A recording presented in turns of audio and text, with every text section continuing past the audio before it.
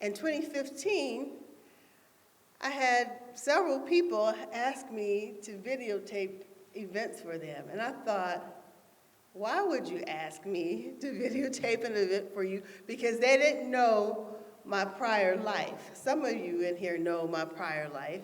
And that was, many of you know that my dad was a pastor. And when I was in high school in the mid-'80s, he embarked upon getting us trained at Waycross Community Media to do public access TV. So myself, my sister Angela, who's right here, wave your hand, Angela.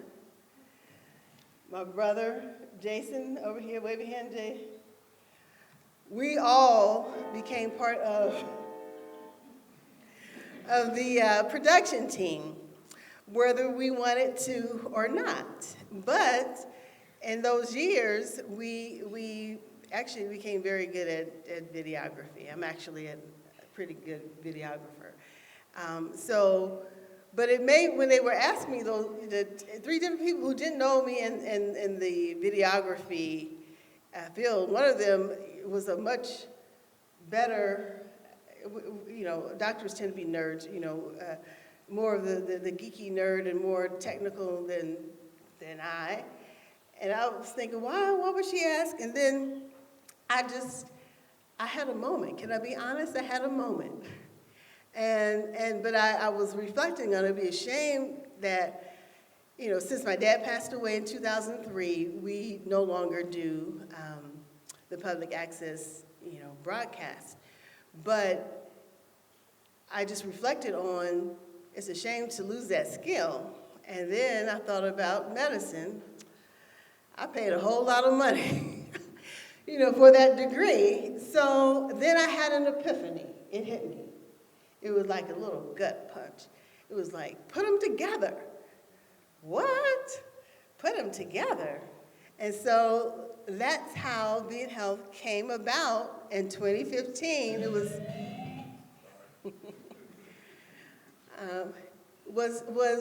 to put the medicine and the media together. Okay, so one of the challenges with being a busy physician, a lot of times we would be double booked. And I really believe people need to know disease processes and why we do things and how we do things. And the reason for taking the medicine, not just take this pill and come back in 2 weeks. So this is a little opportunity to hopefully do a deeper dive into helping people understand certain processes. Now, me talking about heart disease, if I talk about heart disease, it's not so interesting. But if we share stories of people who have kind of walked through certain journeys, it kind of helps to convey a message. So, but before we get to sharing some stories, I like to introduce our board members. So 2015, I set about to get retrained in public access TV through Waycross Community Media. If any of you would like to do the same, you can. And by 2016, January 2016, I was planning my first taping, and it was of the American Heart Association, which is the American Heart Association. I was so surprised that they agreed to go on camera. I had Dr. Joe Hackworth, who's a cardiologist, come to the studio and do a studio shoot. And we put together a program. It was for heart disease. And while I was at the American Heart Association, I had another epiphany, another gut punch.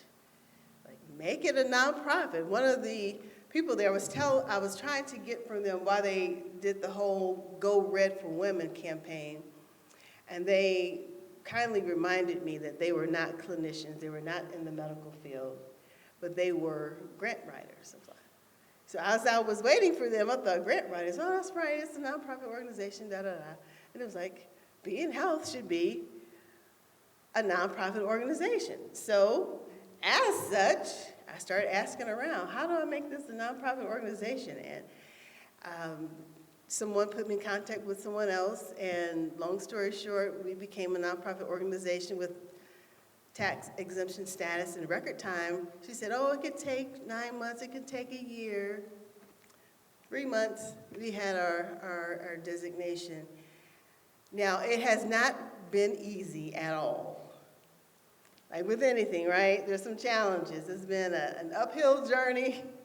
It's been a fight. I've had so many things go wrong, but nevertheless, we're still standing and trying to have some fun with it, right? So that's why we're rolling out the red carpet. We want you to have a good time, make it a little lighthearted here. All right, so with having a nonprofit organization, now we have to have board members. And so I reached out, initially, of course, my sister, she's my partner, we're not gonna say in crime, partner in blessing, and two other ladies who I had the utmost confidence in, and still do, they're good people. They helped to form out the board, but we now have some new board members. So, and I'd like to introduce them to you. Of course, first my sister, Angela. Angela, if you join me up here. Angela has been in the public access space. Yeah, show her some love. She also had, for many years, her own Gospel Rapture Videos program that she produced through Waycross Community Media. And so she's kind of helped me with the media. And then we have Michelle Martin. Come on up, Michelle. Michelle is a phenomenal administrator. And so she's the one that helps send out the emails and set up the Google form. And these ladies have been pillars. And this year we have welcomed two additional board members, and that is Ramona Wright. Come on up, Ramona Wright. Ramona is a certified nurse practitioner. We worked together many years at WinMed Health and Medical, and she brings a lot of insight, and we appreciate her. At our women's event, she shared intellectual wellness. If you all didn't see it, go back to our Facebook page and watch it. She did an excellent presentation. And then finally, we have Felice Hill. So our mission is to provide health and wellness tools via media and community events, thereby impacting and empowering the community to prosper and be in health.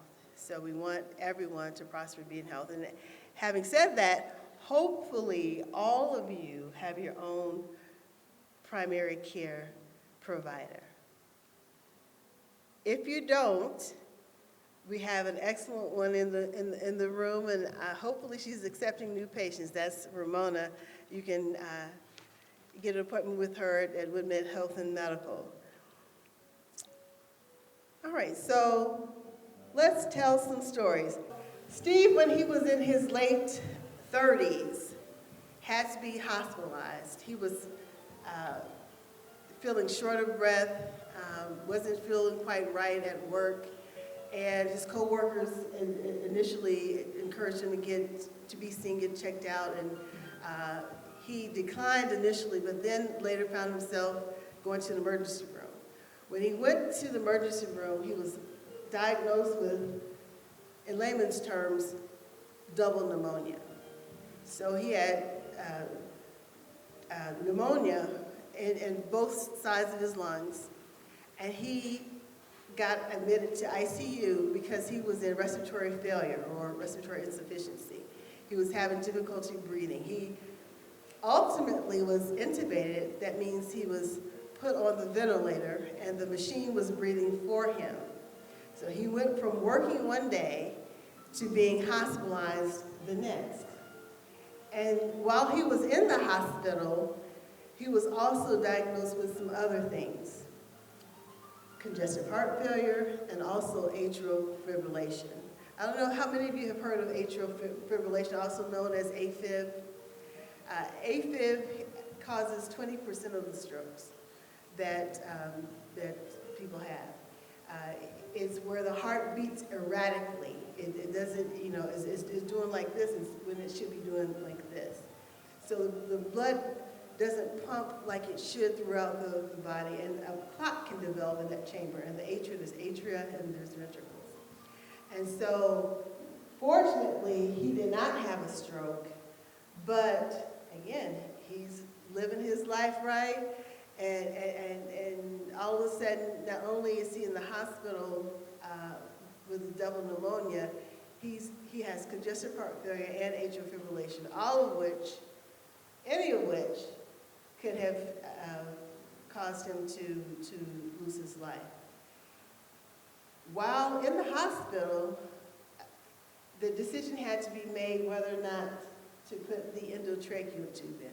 After so many weeks of being on the ventilator, there is the need to preserve the vocal cords. So typically a tracheostomy is performed. And a miracle happened. There was what sounded to me was a dispute amongst the staff as far as when he would get the ventilator placed, the tracheostomy performed. And it was just before the Easter weekend. And his mom had come up from Tennessee, was at his bedside.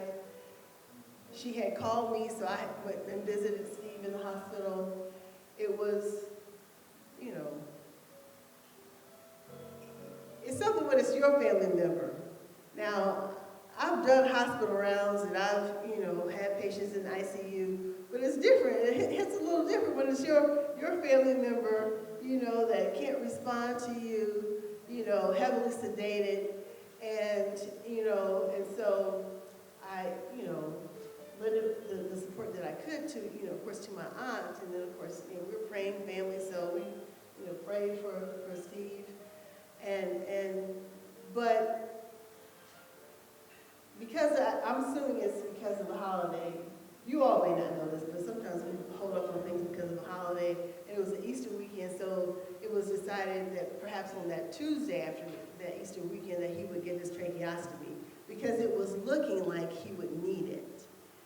Well, the miracle happened was Aunt Mary Jane went to lunch, left his bedside, and when she came back, something happened. The tube came out and was laying on the floor.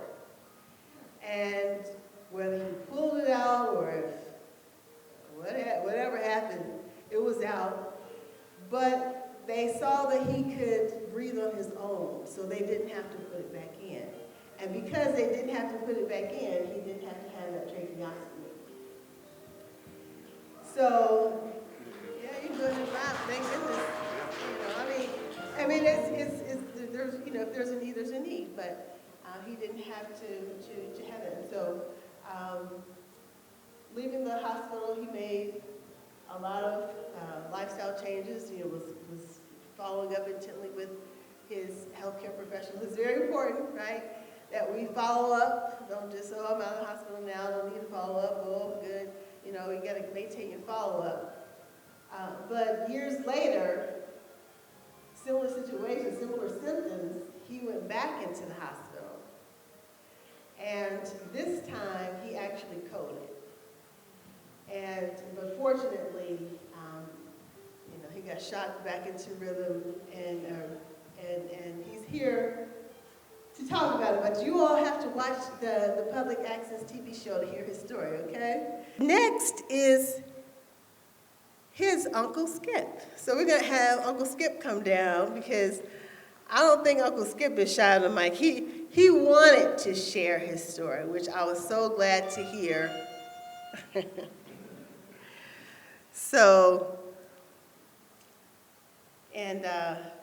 So 18 years ago, he had a health scare, and I'm going to just let you tell us what happened 18 years ago, some of the circumstances you had been to work and so forth, and what led to this, that, and the other. First of all, I just want to give thanks to God that He allowed me to glorify Him and what He done for me. Well, 18 years ago, I got off of work, I was working third shift, and I got home, and I was gonna eat me 2 cheeseburgers and drink me 6 cans of pop, and then all of a sudden, my heart was pounding. And I said, well, let me drink about 6 beers and get to sleep, and it won't hurt. So all of a sudden, I couldn't breathe, and I never experienced that before.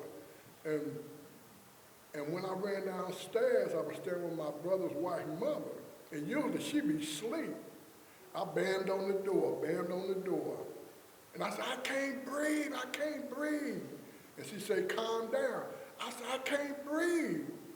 So all of a sudden, my whole body was drenched in sweat. The ambulance got there, they couldn't put the heart monitors on me. And I remember that the Lord said, if you call upon the name of the Lord, you can and will be saved. And I mean, and instantly, my whole body dried up. And they put the heart monitors on me, they started, sticking, because at first they thought I was on drugs. But it was the alcohol that had caused me to be like that. So when I got to the hospital, they said I had chronic heart disease. I didn't know nothing about no chronic heart disease or this and that. So, they kept me in there for 5 days. And then all of a sudden, they told me I have an AFib. I said, what's an AFib? And they said, well, it's when your heart is like that. And I like, wow. So, I don't know what I'm going to do. So, they put me on medicine, and I couldn't even walk a block. I couldn't even go up a flight of steps. I was so tired. It was like I was out of breath. I couldn't even tie my shoe. I had to buy slip-ons. And when I did that, because I used to weigh 318 pounds. And I mean, I didn't know what I was going to do, but the Lord actually showed me what I was doing wrong. I was eating wrong, I was living wrong, I was doing things wrong, because we don't realize a lot of food that we eat that smell good ain't good for us. And we want to go ahead and eat it because when it smells, ooh, I'm gonna get about 3 or 4 plates of this, then take one home and this and that, because when I was... Share what you were eating prior to coming out of the hospital. Well, I used to, my specialty is making chili. And I make a pot of chili, I would eat that in one day. And I used to go to Kroger's and buy an 8-pack of chicken, eat that in one setting, go to McDonald's, get 5 double cheeseburgers, a large order of fries, and a large pop, or go to Wendy's, get me 2 triples, a large order of fries, and a pop, and if a football game was on, I'd order me a large pizza, eat it by myself, with a 2-liter pop. And then after that, if I got some little Debbie's, 12 in the pack, the big ones, I used to eat the whole box. And, I just thank God that he showed me that what you put in you, what I was doing wasn't right. So, he showed me how to eat right. And I just wasn't eating right. And when I had the heart, I didn't know it was 2 vessels that were pumping heart, to your heart, because they say, one was having trouble pumping air to the other one. And the doctor told me when I was in the hospital, if I'd have took one sip of that beer, I'd have died that night. So, I just thank God that he shows me what to eat. Sometimes I'll be like, ooh, that smells so good, I just want a little bit of it. We're glad he's here to tell his story. And a lot of times people aren't aware that something is wrong or going wrong because they haven't visited a healthcare professional. It's not just go to the doctor when you feel like you need to. If you haven't gone for a routine health screening, it's very important that you go get checked out, make sure your blood pressure is okay, make sure your cholesterol is okay. We ask certain questions. I know it's a little annoying, but it's all aimed at helping people to live, long and strong. But something very else happened with Mr. Skip in his story. He was drinking a considerable amount of alcohol for 40 years. And I want him to share a little bit of how much he was drinking, again, for 40 years before his hospitalization. Well, for a while, it took me a while to admit that I was an alcoholic, I was a drunk, because I started at an early age, and I was in the Boy Scouts, and we were swearing ourselves in, talking about we swear to do our duty, and after that, we went and drank wine, because that's all we knew, and that's all that we did. And when I got older, I kept drinking, and this and that. And so, in the morning, instead of eating breakfast, I would drink me a 6-pack of beer before I go to work. And at lunchtime, I used to go to this little restaurant called the Sports Page. I used to drink 2 or 3 pitchers of beer in there, eat me a sandwich, go back to work, leave work, go back to Sports Page, drink about 2 or 3 more pitchers, leave there, go to Wendy's, give me 2 triples, and an order of fries, and went home about a 12-pack. And I did that for a long time, and then realized that I was a chronic alcoholic. And, it wasn't nothing for me to, have liquor at the house, go to a bar, or go out somewhere just to get more and more to drink. And another thing happened to me, I didn't realize that it caused you to shake. I had to shake real bad like this, and a friend of mine, she said, "You all right?" I said, "Yeah, I'm all right."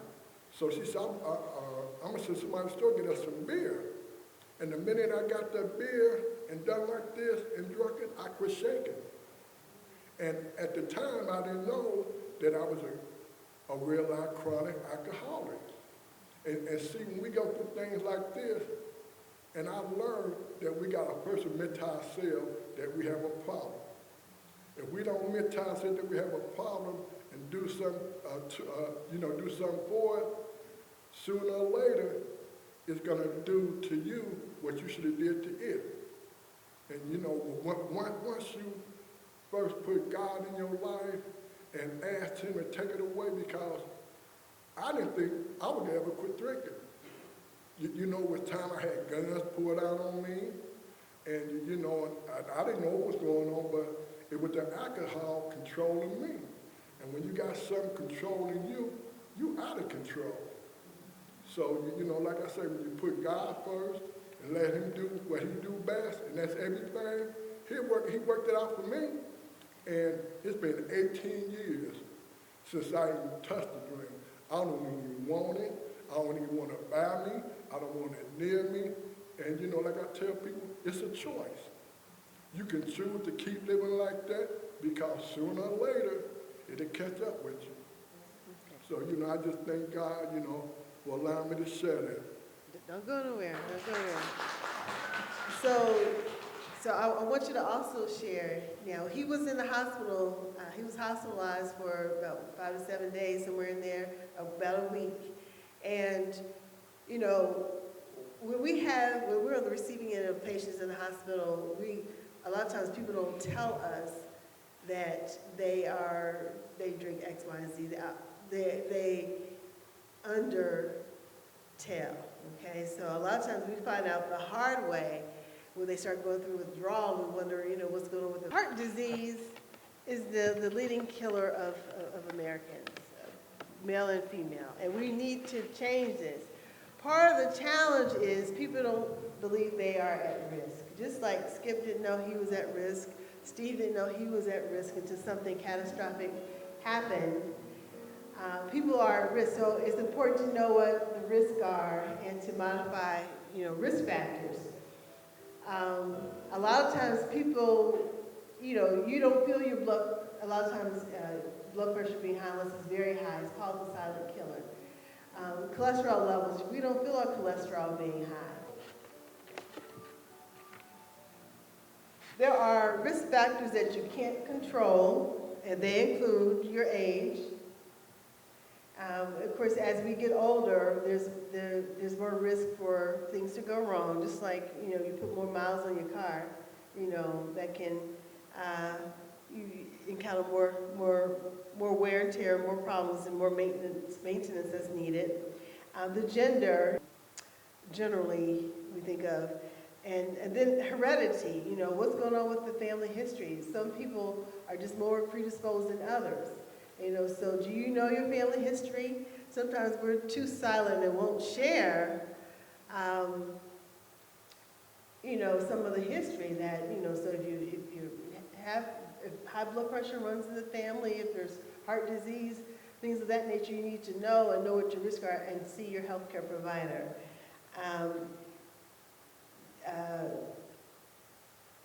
If you've had a previous heart attack or stroke, of course, that puts you at risk also, but you can't change that fact. And then there's those risk factors that can be managed. And those risk factors include high blood pressure, seeing your healthcare provider, getting, on a good diet it's going to promote blood pressure control. If you need to be on medicine, you want to take your medicine. Other risk factors that can be managed, smoking, and that goes for whatever you smoke, quitting, smoking. High blood cholesterol, so if your body produces more cholesterol than the next person, okay, it's not your fault, but, you can change your diet and there's medicines that can help as well. Lack of regular activity, so if a person is inactive, if they're not going for walks. Earlier this year we had a walk at Wooden Woods, and that we encourage everybody to get out and do some type of physical activity, especially when it's nice outside. So going for walks, joining the gym, not just giving them a donation every month, but actually going. And then, of course, diabetes. We can manage diabetes. And hopefully, if you have diabetes, you didn't hit the sweets too hard today. But, controlling the diet. Those things are very important in managing the risk. So, now that you know some of the risk factors and how to prevent, what, if anything, in your life can you adjust or make a change today?